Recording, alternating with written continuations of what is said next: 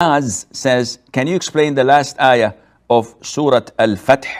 Surah Al-Fath is chapter 48, and the last ayah is a long ayah, Muhammadur Rasulullah walladhina ma'ah ashidda'u 'ala al-kuffari ruhama'u baynahum.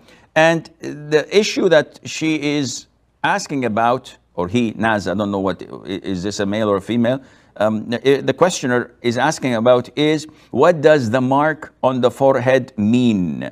Because in the ayah, there is part of it, Allah says, what translates to, their mark is on their faces from the trace of prostrations. So Naz is asking, what is this mark?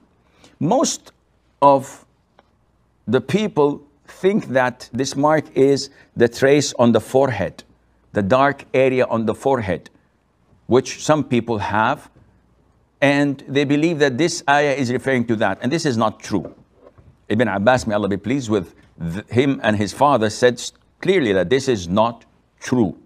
This mark is not what you people think. Rather, the mark of implementing Islam in your life. Meaning that the posture, the way you look, the way you talk, the way you behave, it lays and leaves an image.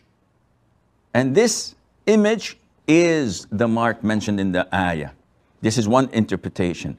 The other interpretation would be that it is the pale color of your skin, which usually results due to long times spent in praying at night.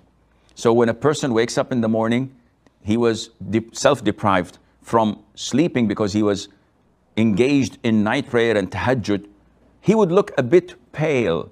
So this change of color, maybe he's a little bit yellowish or pale in the face, is the mark that is referred to due to prostration. But definitely it is not the dark area on a person's forehead, because this can appear with disbelievers, with Muslim sinners, actors or politicians, and we have examples of this. This has nothing to mean or insinuate that these are people of righteousness, because it is obvious that they're not. So this physical mark is not what is intended in the ayah. And Allah Azza wa Jal. Sulaimani from Germany. Assalamu alaikum wa rahmatullahi wa barakatuh. Alaikum salam wa barakatuh. Sheikh, I informed myself and watched your videos, and you said that the Fajr prayer should be finished 20 minutes before sunrise. Since then, I have always made sure to finish 20 minutes before. However, the day before yesterday, I prayed one rak'ah of the Fajr prayer 19 minutes and 24 seconds before.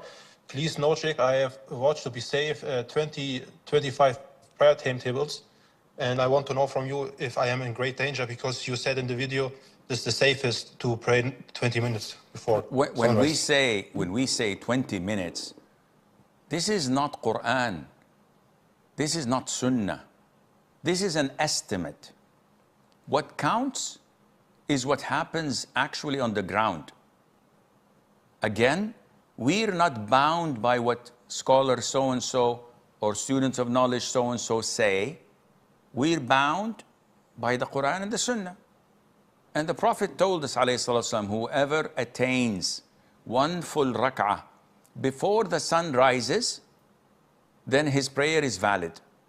So if you say that I managed to pray a full rak'ah, and it was 19 minutes and 20 seconds, so 40 seconds late, how would I know? Did the tip of the sun rise? He said, I did not see anything. Khalas, the default, it did not rise. Move on.